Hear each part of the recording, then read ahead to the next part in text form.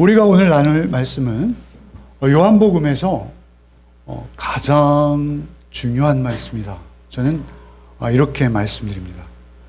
여러분, 우리가 성경 전체를 놓고 볼 때 성경에서 가장 중요한 말씀을 하나 꼽으라 한다면 우리는 서슴없이 주일학교 때부터 배웠던 대로 요한복음 3장 16절입니다. 이렇게 말할 수밖에 없죠.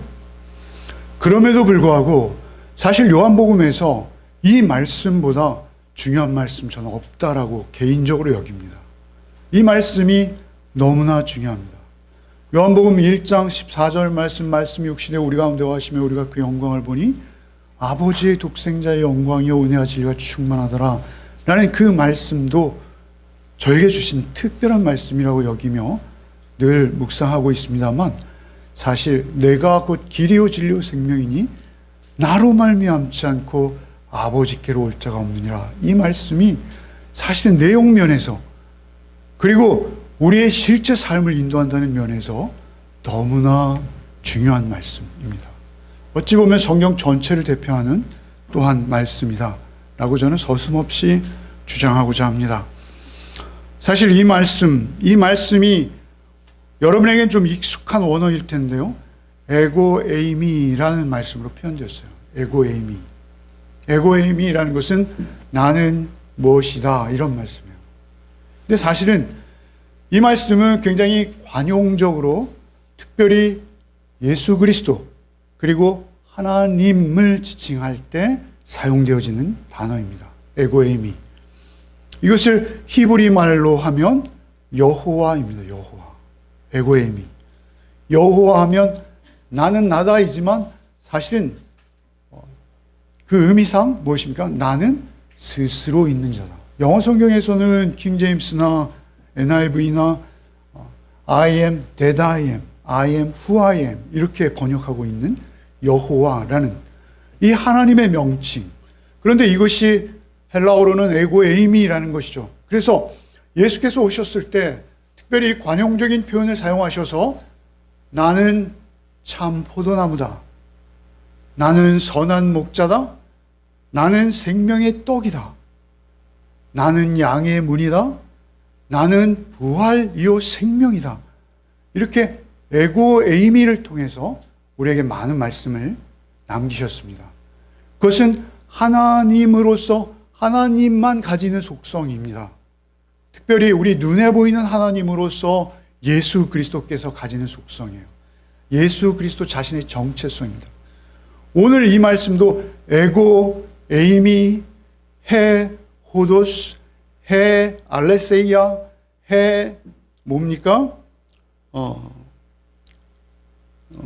생명이라는 말씀, 그 말씀으로 이렇게 표현하고 계세요. 그런데 이 해라는 것은 무엇이냐면요, 정관사예요. 그래서 내가 에고에이미 해 호도스라고 할 때 그 길, 단 하나밖에 없는 그 길, 성경 창세기에서부터 계시록까지 사실은 그 길을 안내하는 것인데요, 그 길, 거기에 기록되어 있는 그 길이 바로 나다, 이렇게 말씀하신 거예요. 그 길이 나다. 사실 오늘 내가 곧 길이요 진리요 생명이니라고 하실 때 사실은 저는 이 길에 악센트가 있다라고 여겨집니다. 여러분, 길이요 진리요 생명이라고 할 때 여러분 한 단어도 중요하지 않은 단어가 없어요. 에고에이미예요. 다 에고에이미 길, 에고에이미 진리, 에고에이미 생명. 이것이 다 독특해요. 특성을 갖습니다. 진리, 절대 진리, 유일의 진리. 생명, 절대 생명. 스스로 창세 이전에 존재하였던 그 생명. 예수께서는 그런 분이시라는 것을 소개하기에 하나하나 중요하지만 특별히 오늘 요한복음 13장, 14장, 15장, 16장을 쭉 관통하면서 한 가지 단어로 쭉 뚫고 있는 게 있다면 그것은 길입니다. 그래서 오늘 말씀은 좀 그 길에 대해서 우리가 중점적으로 그 흐름과 스토리를 따라서 우리가 그 길을 좀 묵상하려고 합니다. 여기서 말하는 길은 말이죠, 방법론적인 그런 길이 아니에요. 이리 갈까 저리 갈까 뭐 이런 길이 아니라는 것입니다. 독특한 길인 거예요. 예수 그리스도 자신이 그 길이라는 것이죠. 그런데 이 말씀의 배경을 먼저 우리가 좀 봐야지 이 길의 의미가 분명해질 것 같아요. 원래 13장 21절에 예수께서 21절 전으로 너희 중에 하나가 나를 팔리라 이런 말씀하세요. 여러분, 정말 제자들을 사랑하되 끝까지 사랑하셔서 그 발을 하나하나 씻기셨어요. 여러분, 오늘날도 우리가 세족식을 행합니다만 세족식 하면요 울어요. 다들 그냥 우리가 우리끼리 우리의 발을 씻겨도 울 수밖에 없어요. 주님을 떠올리면요. 그런데 그렇게 화기애애한 서로 사랑해, 내가 너희를 사랑한 것처럼 너희 사랑해 세 계명을 주시는 그 자리에서 너희 중 하나가 나를 팔 거야 이렇게 말씀하세요. 특별히 21절에 보면 예수께서 심령이 괴로워 증언하시니 이렇게 말씀하시는, 예수께서 심령이 괴로워지셨어요. 그러니까 이것은 괴로움이 큰 일이에요. 그럼에도 불구하고 예수께서는 이 말씀을 안 하실 수 없는 거예요. 이 일을 위해서 오셨기 때문에. 너희 중 하나가 나를 팔리라 이렇게 심령이 괴로워 증언하시는데, 그 말씀에 이어져서 그들이 막 불안해지기 시작하고 있는데 또 33절엔 이렇게까지 말씀하세요. 33절에 보시면 내가 아직 잠시 너희와 함께 있겠노라.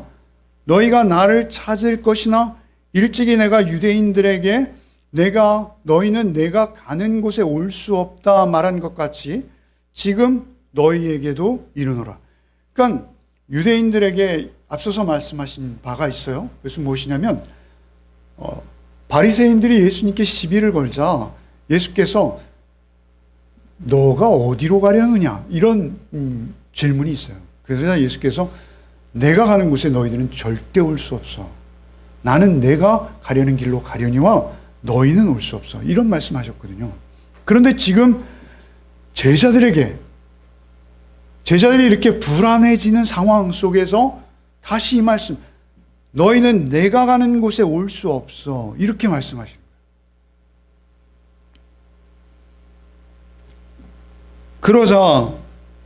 그러자 베드로가 주여 어디로 가시나이까? 이렇게 묻는 거예요. 주여 어디로 가시나이까? 내가 가는 곳에 지금 따라올 수 없으나 후에는 따라오리라 라는 이 말씀에 대해서 즉시 베드로가 항변하는 것이죠. 주여 내가 지금 어찌하여 따라갈 수 없나이까? 주를 위하여 목숨을 버리겠나이다. 주님이 어디로 가신다고 도대체 지금 이 마당에 자꾸 말씀하십니까? 이제 예루살렘에 입성했고 사람들의 저 큰 환호를 우리가 받았고 이제야 본격적으로 주께서 사역을 시작하실 이때 우리를 하나님 오른편에 왼편에 앉히시고 힘있게 하나님의 나라를 펼쳐가셔야 하는데 어디를 가신단 말입니까? 어디를 가신단 말입니까? 이렇게 여쭙고 있는 것이라는 것이죠. 주여 내가 지금 어찌하여 따라갈 수 없나이까? 주를 위하여 목숨을 버리겠나이다. 그게 어디라도 불구덩이라도 나는 주와 같이 그 길을 가겠나이다. 내 목숨을 버리는 한 있어도 나는 그 길을 따르겠나이다. 그러자 예수께서 참으로 민망한 말씀을 하시죠. 네가 그러냐? 너는 오늘 닭 울기 전에 몇 시간 안에 넌 나를 3번이나 부인할 거야. 이렇게 말씀하시는 것이죠. 그러니 얼마나 그 자리가 근심되고 냉랭해졌을까요? 너희 중에 날 팔자가 있어. 나와 함께 빵그릇에 손 넣는 자야. 그리고 그가 나가버리시죠. 여러분, 사실은 예수께서 자신의 죽음을 계속 이야기하시는 것인데 외면하고 싶은 거예요. 인정하기 싫은 거예요. 그런 분위기 속에서 예수께서 오늘 14장 1절부터 시작하시는 거예요. 14장 1절에 뭐라 하십니까? 너희는 마음에 근심하지 말라. 하나님을 믿으니 또 나를 믿으라. 이 말씀도 너무 중요한 말씀이고 몇 번의 설교로도 다 설명드릴 수 없는 말씀입니다. 그러면서 내 아버지 집에 거할 곳이 많아 이렇게 말씀하세요. 그런데 또 뚱땅지 같은 말씀을 하세요. 이어서 뭐라 하세요? 내가 너희를 위하여 거처를 예비하러 가노라. 가서 너희를 위하여 거처를 예비하면 내가 다시 와서 너희를 내게로 영접하여 나 있는 곳에 너희도 있게 하리라.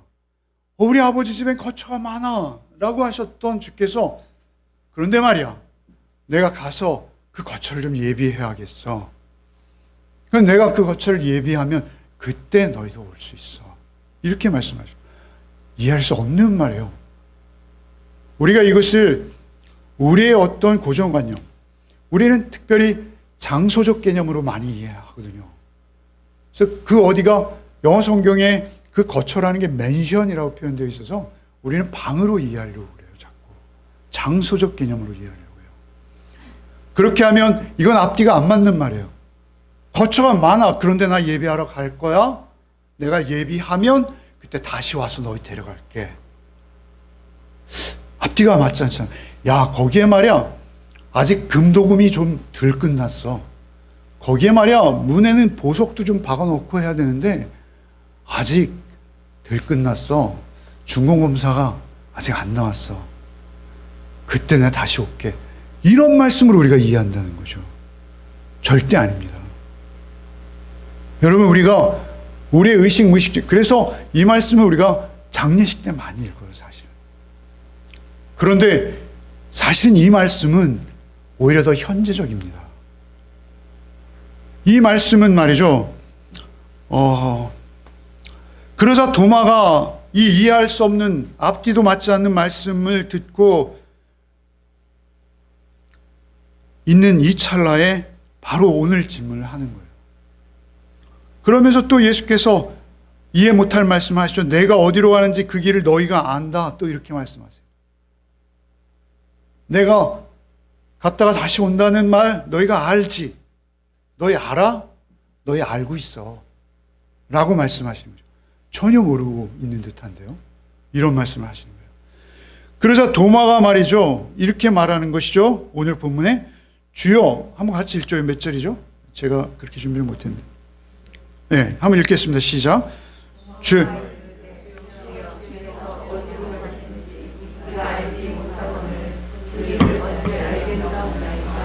그 길을 어찌 알겠습니까? 주여, 주께서 지금 베드로가 물은 질문을 똑같이 반복하는 거예요.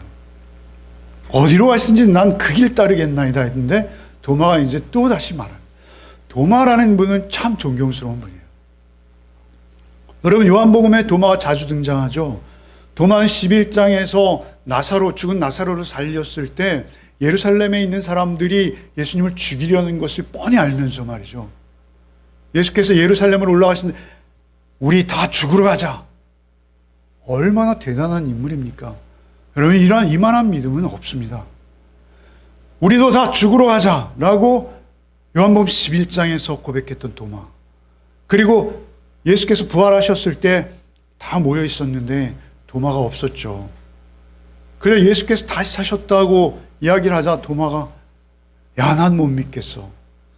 난 내 손을 그 못자국 만져보고 그 옆구리에 내 손을 넣어보기 전에 난 못 믿겠어.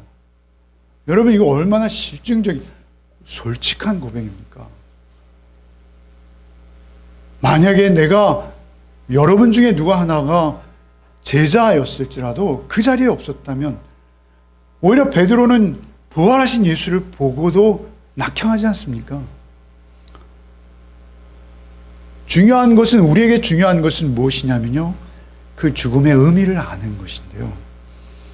어찌되었던 도마는 어디로 가는지 우리가 알지 못한 그 길을 어찌 압니까? 라고 예수께 따지는 거예요. 여러분, 도마가 참 고맙죠. 도마가 이렇게 정직하게 묻자. 여러분, 우리 신앙의 가장 중요한 요소 중 하나는 정직입니다. 믿음이 없는데도 있는 척. 천국을 믿지 못하면서도 믿는 척. 이게 우리 그리스도인들 다 망치는 것이죠. 천국을 믿고 예수 가신 그 길을 쫓는 자들의 삶은 분명히 세상과 달라야 되는데 다르지 않아요. 그것은 왜 그랬습니까? 믿지 못한다는 것입니다. 믿음이 없다는 것입니다. 그래서 도마가 그 길을 어찌 알겠나이까 그렇게 물음으로 인해서 오늘 이 말씀이 있는 거예요. 그래 도마가 얼마나 고맙습니까? 내가 길이야. 그렇게 말해도 모르겠니? 내가 길이고 내가 진리고 내가 생명이야. 나로 말미암지 않고 아버지께로 올 자가 없어. 여러분 구원이 무엇입니까? 구원은 천국에 이르는 것이죠.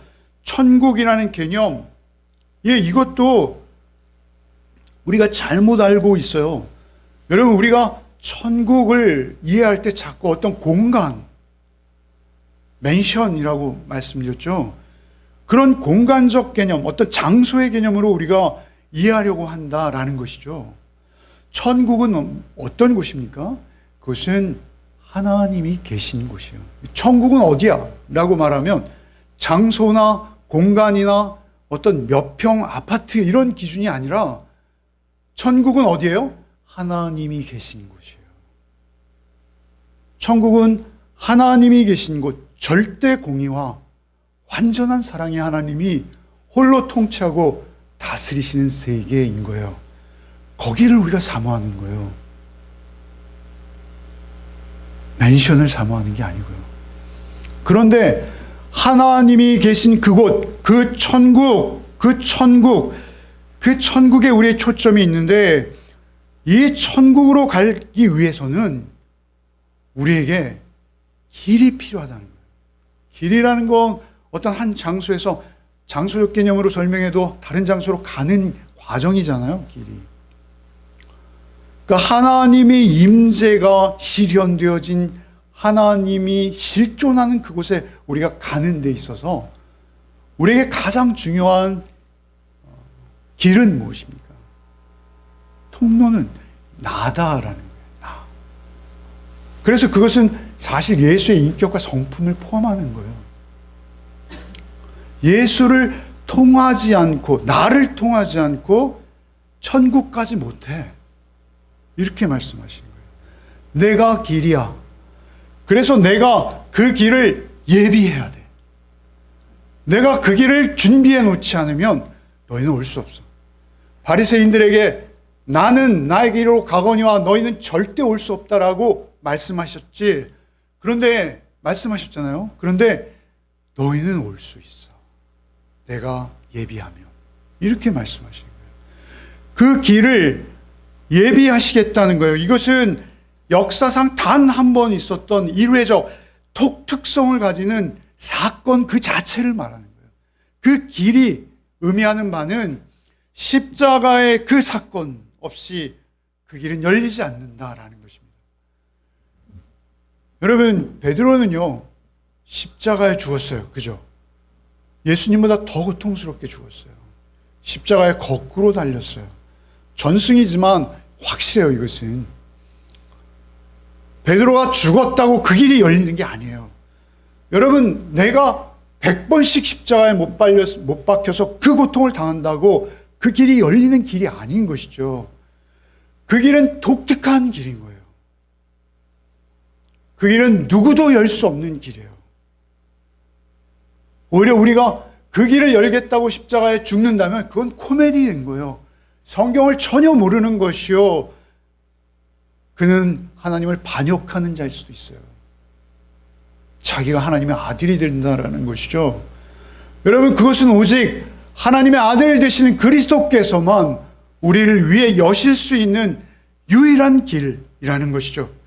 그 길, 내가 가는 곳, 그 길, 너희들은 알고 있어. 이렇게 말씀하셔요.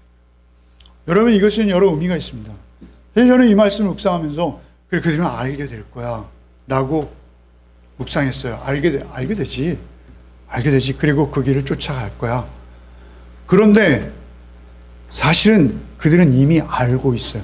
물론 이런 의미도 있어요. 묵시적 관점에서 예수께서는 영혼을 사시잖아요. 영혼이라는 시간 속에 있기 때문에 제자들이 결국 그 길을 알게 될 것이다라는 의미도 있을 수 있습니다. 그러나 사실은 그들은 이미 알고 있어요.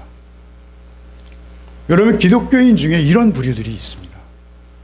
알고 있는데 인정하지 않는 삶 속에 스스로를 속일 수 있어요. 우리에게 능력이 없는 이유는 내가 죽고 예수로 살아야 되는데 내가 죽지 않는 거예요. 스스로에게 십자가는 없는 거예요. 십자가의 삶은 스스로에게 인격과 성품으로 녹아들 수 없는 거예요. 예수께서 가신 그 길과 전혀 상관없는 삶을 살 수 있다라는 것이죠. 여러분, 사실은 제자들에게 예수께서 죽으실 걸 여러 번 말씀하셨어요. 여러분, 마태복음 아시죠?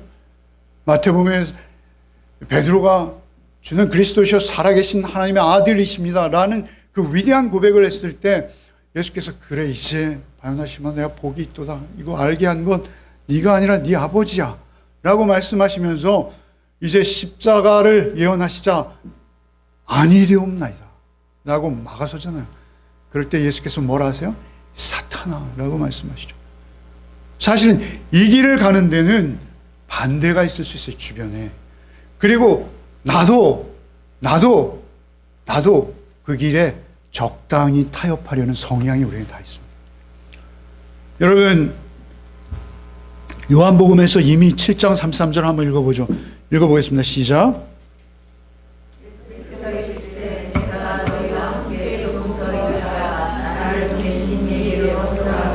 이렇게 말씀하시죠. 초막절을 6개월쯤 앞둔 때에 예수께서 말씀하신 거예요. 유대인에게도 이렇게 바리새인들에게도 요한복음 8장 21절 읽겠습니다. 다시 이르되 내가 가리니 너희가 나를 찾다가 너희 죄 가운데서 죽겠고 내가 가는 곳에는 너희가 오지 못하리라. 그러니까 십자가의 길이 있는데 그 길을 이곳에서도 따라가야 되는 거예요. 그 인격과 성품대로. 바리새인들은 못 온다라고 말씀하시는 거예요. 그리고 제자들에게 지금 말씀하시는 건 내가 가서 그 길을 예비하고 너에게 다시 와서 보혜사 성령으로 너희 안에 내주하며 너희를 그 길로 이끌 거야. 이렇게 말씀하시는 것이죠. 여러분, 공관복음서에는요, 제가 늘 말씀드려서 여러분이 익히 알고 계시죠. 공관복음 마태, 마가, 누가에는 공이 일정한 간격을 두고 예수께서 나 십자가에 죽을 거야. 그리고 다시 살 거야. 이 말씀을 계속 반복하세요. 공이 3번씩 다 기록되었어요. 일정한 간격을 두고. 특별히 마가복음을 한번 읽어보죠. 마가복음 8장 31절 시작. 인자가 많은 고난을 받고 장로들과 대상들과 서기관들에게 버림받아 죽임을 당하고 사흘 만에 살아날 것을 비로소 그들에게 가르치시되. 가르친다는 건 뭐죠? 그냥 지나가는 말로 슬쩍 한 게 아니에요. 가르친다는 건 뭐예요? 설교했다는 거예요, 설교. 그런데도 인정하지 않는 거예요. 생각하지 않는 거예요. 생각 밖에 있는 거예요. 그런가 하면 마가복음 9장, 한 장 더 지나갔죠? 한번 읽어봅시다. 이는 제자들을 가르치시며 또 인자가 사람들의 손에 넘겨져 죽임을 당하고 죽은 지 3일 만에 살아나리라는 것을 말씀하셨기 때문에 가르치셨다라고 표현하죠. 앞에서도 가르치셨고 여기서도 가르치셨어요. 마가복음 10장 34절 한번 읽어보죠. 그들은 능욕하며 침뱉으며 채찍질하고 죽일 것이니 그는,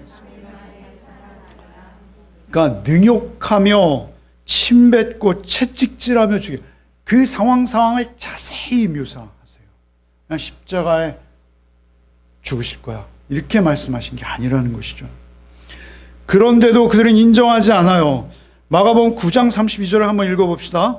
그러나 제자들이 이 말씀을 깨닫지 못하고 묻기도 두려워하더라. 여러분, 이것은 스스로 속이는 거예요. 깨닫지 못하는 이유는 무엇이죠? 밝은 면만 보겠다는 거예요. 긍정적인 삶, 긍정적인 마인드, 좋죠. 그게 어떤 맥락과 의미냐가 더 중요하죠. 우리의 욕심과 우리의 욕정을 위해서 외면하고 싶은 부분은 적당히 외면하는 거예요. 외면해서는 절대 안 되는 가장 중요한 핵심이자 전부인데 그 전부를 인정하지 않으면 우리는 그냥 우상 숭배하는 자인 거예요.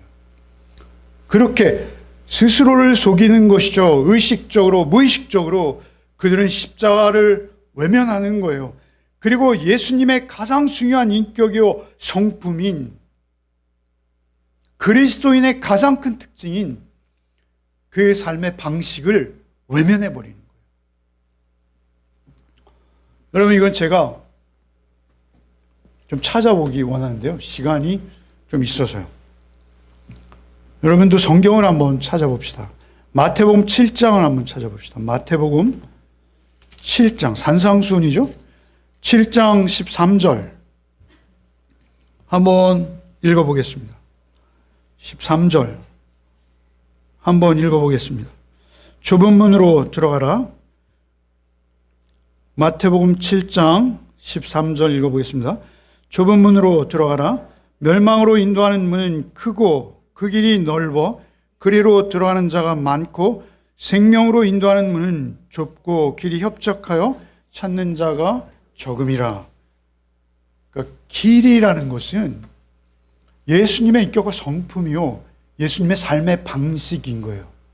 예수님의 제자가 되고 예수님을 따른다라는 것은 뭐예요?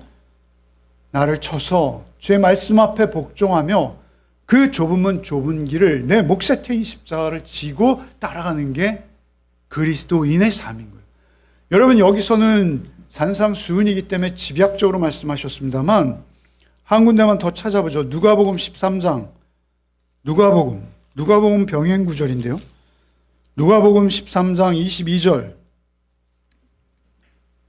누가복음 13장 중요합니다, 여러분. 한번 쭉 읽어봅시다. 읽어보겠습니다.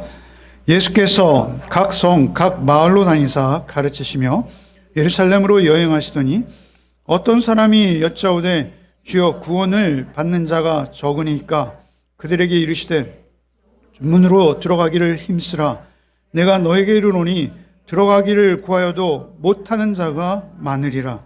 집 주인이 일어나 문을 한번 닫은 후에 너희가 밖에 서서 문을 두드려 주여 열어주소서 하면 그가 대답하여 이르되 나는 너희가 어디서 온 자인지 알지 못하노라 하리니 그때 너희가 말하되 우리는 주 앞에서 먹고 마셨으며 주는 또한 우리의 길거리에서 가르치셨나이다 하나 그가 너에게 말하여 이르되 나는 너희가 어디서 왔는지 알지 못하노라. 행악하는 모든 자들아 나를 떠나가라 하리라. 너희가 아브라함과 이삭과 야곱과 모든 선지자는 하나님 나라에 있고 오직 너희는 밖에 쫓겨난 것을 볼 때 거기서 슬피 울며 이를 갈리라. 사람들이 동서남북으로부터 와서 하나님의 나라 잔치에 참여하리니 보라 나중된 자로서 먼저 될 자도 있고 먼저 된 자로서 나중될 자도 있다. 유대인들은 예수님이 누구신지 너무 잘 알죠. 그리고 더욱이 놀라운 것은 예수의 살아생전에 같이 먹고 마시며 예수의 가르침을 받고 예수님을 쫓았어요. 외형적으로는. 그러나 그들은 예수님과 함께 걷는 길 위에 있지 않았어요. 그들은 다른 길로 온 거예요. 담을 넘어온 거예요. 도적인 거예요. 그래서 못 들어오도록 막으신 거예요. 유대인 출신에다가 그리스도를 따랐는데도 마지막 때에 예수께서 너와 나의 길은 달라 이렇게 말씀하시는 거예요. 얼마나 무서운 말씀이신지요. 그렇게 우리가 예수 그리스도의 인격과 성품을 쫓지 않으면 우리는 예수님과 상관없는 자가 되는 거예요. 여러분, 레위기 우리가 16장에서 왔죠. 레위기 16장, 17장 대속죄일이죠. 레위기 16장. 대속죄일에 사실은 이 현상이 그림 언어로 그대로 있는 거예요. 제사장이 1년에 1차례, 한 차례씩 대속죄일에 성소에서 지성소로 들어가죠. 피를 힘입어. 피를 가지고. 그 피를 힘입어. 그 피를 의지하고 1년에 한 차례 들어가는 거예요. 죽음을 무릅쓰고. 이스라엘 전체의 죄를 가지고. 그죠? 그 피가 능력이 되어서. 그게 지성소가 여기서 말하면 하나님의 나라, 천국, 예수께서 다녀오실 그곳인 것이죠. 그리고 그곳으로 우리를 여기서도 살아내게 하시기 위해서 예수께서 성령으로 다시 오실 그곳을 지성소가 그림으로 보여주고 있는 거예요. 여러분, 이걸 가장 잘 표현하고 있는 것이 히브리서 9장 7절 이하입니다. 한번 읽어보죠. 같이 시작. 오직 둘째 장막은 대상이 홀로 1년에 한 번 들어가되 자기와 백성의 허물을 위하여 드리는 피 없이는 아니하나니 성령이 이로써 보이신 것은 첫 장막이 서 있을 동안에는 성소에 들어가는 길이 아직 나타나지 아니한 것이라. 이 장막은 현재까지의 비유니 이에 따라 드리는 예물과 제사가 섬기는 자를 그 양심상 온전하게 할 수 없나니 이런 것은 먹고 마시는 것과 여러 가지 씻는 것과 함께 육체의 예법일 뿐이며 개혁할 때까지 맡겨둔 것이니라. 그리스도께서 장차 좋은 일의 대제사장으로 오사 손으로 짓지 아니한 것 곧 이 창조에 속하지 아니한 더 크고 온전한 장막으로 말미암아 염소와 송아지의 피로 하지 아니하고 오직 자기의 피로 영원한 속죄를 이루사 단번에 성소에 들어가셨네요. 얼마나 일관성이 있습니까? 여러분, 특별히 8절에 그 길이 아직 나타나지 아니한 것이다 라고 말씀하시죠. 그것은 장막과 제사장이 행하는 그 피의 그 행위, 그것은 외형적인 것이라는 거예요. 살인하지 말라, 간음하지 말라인 거예요. 그러나 그것이 말이죠, 우리의 양심을 깨끗하게 할 수 없다는 거예요. 10절에 이런 것은 먹고 마시는 것과 여러 가지 씻는 것과 함께 육체의 예법일 뿐이며 개혁할 때까지 맡겨둔 것이다. 9절에는 예물과 제사는 섬기는 자를 그 양심상 온전하게 할 수 없는, 11절에는 그리스도께서 창조에 속하지 않은 더 크고 온전한 장막, 그러니까 그 지성소에 있는 장막은, 장막에 있는 지성소는 아버지의 나라를 예표, 하나님의 임재를 상징하는 것이요 하나님이 통치하고 다스리는 그 천국을 의미하는 것이다 라는 것이죠. 여러분, 얼마나 일관되어 있습니까? 수천 년의 간격을 두고 어떻게 이렇게 동일한 말씀을 레위기에도 또 히브리서에도, 그리고 예수께서 살아생전에 마지막 십자가를 앞두고 우리에게 또렷하게 보여주시는지 모르겠어요. 여러분, 그렇지 않습니까? 히브리서 10장 19절로 20절도 한번 읽어보겠습니다. 시작. 그러므로 형제들아, 우리가 예수의 피를 힘입어 성소에 들어갈 담력을 얻었나니 그 길은 우리를 위하여 휘장 가운데로 열어놓으신 새로운 살 길이요 휘장은 곧 그의 육체니라. 새로운 살 길, 예수께서는 그 길을 여시는 거예요. 새로운 살 길을 우리에게 여시는 거예요. 여러분, 우리 얼마나 더럽습니까? 얼마나 추합니까? 여러분, 유대인들이 장막에 1년에 한 차례씩 들어가서 매년 속죄했지만 여러분, 그 속죄가 그들의 양심까지 깨끗이 온전히 하지 못했던 거예요. 그러나 이제는 우리가 언제나 원할 때 성령님의 도우심을 구하기만 하면 예수께서 즉시 우리를 그 성소로 안내하십니다. 우리의 삶 속에 사단이 얼마나 많이 찾아옵니까? 사단이 하는 말은 이것이죠. 늘 하나예요, 변함없이. 너 같은 게 어떻게? 너 같은 게 무슨? 넌 널 알잖아. 점점 멀어지는 거예요, 하나님과. 그때 우리에게 능력이 되는 것, 예수 피인 거예요. 그래서 예수 피 없이는 우리가 한순간도 살 수 없는 거예요. 예수 피를 적셔야지만 우리가 하나님의 임재 앞으로 나가서 그리스도인의 정체성을 살아낼 수 있게 되는 것이죠. 살 길을 여신 거예요. 이제는 율법과 조문이 아니라 오히려 은혜와 감사함으로 이제는 오직 주께서 살아있는 길을 열어주셨으니 저는 오직 그 길만 쫓겠나이다. 여러분, 그래서 기독교는 세상의 다른 것들과 타협할 수 없는 거예요. 그래서 우리는 배타적일 수밖에 없는 거예요. 세상의 어떤 철학도, 세상의 어떤 종교도, 세상의 어떤 도덕도, 세상의 어떤 의로움도 하나님의 의로움을 대신할 수 없어요. 죄인을 위해 죽으신 하나님의 그 십자가로 증거된 하나님의 사랑, 그것은 배타적일 수밖에 없는 거예요. 그래서 우리 크게 읽어봅시다. 사도행전 4장 12절 읽어봅시다. 시작. 다른 이로서는 구원을 얻을 수 없나니 천하 사람 중에 구원을 받을 만한 다른 이름을 우리에게 주신 일이 없음이라 했더라. 믿으십니까? 예수께서 여신 길이에요. 디모데전서 2장 5절 읽읍시다. 하나님은 한 분이시요 또 하나님과 사람 사이의 중보자도 한 분이시니 곧 사람이신 그리스도. 사람이 되셔서 피 흘리고 십자가에 찢기신 예수가 나를 중보하십니다. 그렇게 우리는 언제나 어디서나 어떤 상황에서도 우리가 넘어진 그 자리에서 다시 일어설 수 있는 거예요. 그것은 오직 주의 피의 능력이라는 사실을 여러분 잊지 마시기 바랍니다. 요한일서 5장 11절도 한번 읽어봅시다. 또 증거는 이것이니 하나님이 우리에게 영생을 주신 것과 이 생명이 그 아들 안에 있는 그것이니라. 아들이 있는 자에게는 생명이 있고 하나님의 아들이 없는 자에게는 생명이 없느니라. 아멘. 우리가 그 길 위에 예수와 함께 있는 거예요. 내가 길이요 라고 하실 때 예수가 되시는 것은 그 생명으로 인도하시기 때문에 그래요. 그 진리의 말씀으로 우리를 인도하시기 때문에 그래요. 예수를 통하지 않고는 진리로도 갈 수 없고 생명으로도 갈 수 없다라는 것입니다.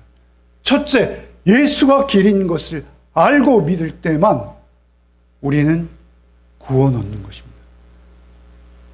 너희는 근심하지 말라. 나를 믿으니 하나님을 믿고 또 나를 믿으라. 이건 무슨 말이에요? 예수가 온전한 길임을 아실 때, 우리가 예수를 믿고 있을 때 우리의 상황이 어떠하든지, 내가 어떤 악한 상황 가운데 마귀의 꼬임에 있든지 그 믿음이 있고 예수가 누구이신지를 안다면 우리는 근심할 게 없는 거예요. 우리는 걱정할 게 없는 거예요. 내 상황과 처지에 상관없이 두려움 없이 마음에 근심하지 말라 하신 이 말씀이 우리에게 현실이 되는 것이죠. 여러분, 저는 지난 주간 묵상하면서 여러분도 큐티 나눔을 하시지만 제가 이 말씀을 묵상하면서 특별히 은혜 받은 말씀이 있습니다. 그것은 어디냐면 특별히 14절입니다. 14절에 큰 은혜가 되었어요. 주께서 그 길을 가자 하시죠. 그리고 그 길을 갈 때 우리에게 기도하라고 하십니다. 14절 말씀 한번 읽어보겠습니다. 내 이름으로 무엇이든지 내게 구하면 내가 행하리라. 무엇이든지 내 이름으로, 이름이라는 게 뭐라고 그랬죠? 그 이름으로 불려지는 대상의 속성, 인격, 성품이라고 그랬죠. 그죠? 예수의 인격, 예수의 성품, 나를 위해 십자가에 죽으실 만한 그분의 사랑의 성품, 그분의 섬김의 성품, 내 이름으로 너희가 무엇이든지 구해봐라. 구하면 내가 너에게 주어서 행하게 할 것이다가 아니에요. 내가 행할 것이다. 너희 안에 내가 임하여, 내가 보혜사로 임하여 성령으로 너희 안에 있어서 나와 같은 삶을 너도 살게 하겠다. 그래서 나 같은 것이 제사장 되는 거예요. 나 같은 것이 제사장적 삶을, 감히 주님 닮은 삶, 주를 쫓는 삶, 주의 인격을 따르는 삶, 그렇게 우리를 성령께서 살게 하시겠다라고 말씀하시는 거예요. 얼마나 감사한지요.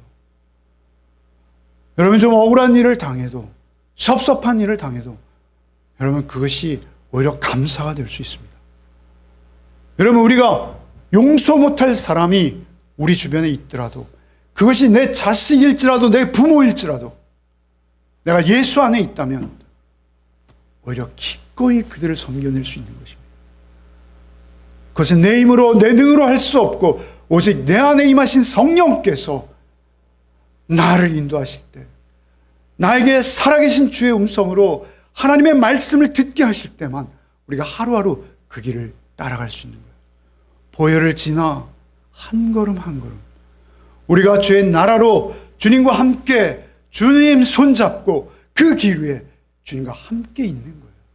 그 길은 오직 주의 피 묻은 손일 때만 능력이 있다라는 사실을 잊지 않는 한 주간 되시기를 바랍니다.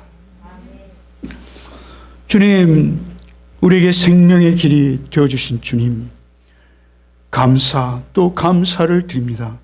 온통 썩은 냄새와 죽음의 악취만 진동하는 우리에게 생명의 길을 열어주시고 진리의 길이 되신 주님, 그 은혜 잊지 않게 하여 주옵소서.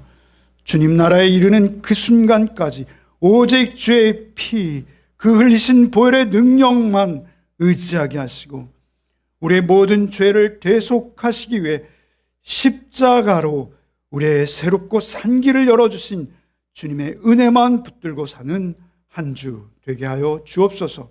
하루하루 되게 하여 주옵소서. 마귀가 죄로 우리를 넘어뜨리려 할 때마다 우리에게 새롭고 살 길을 열어주신 주님의 은혜만 의지하는 우리의 삶이 한 주가 되게 하여 주옵소서. 예수 그리스도 이름 받들어 기도하옵나이다. 아멘.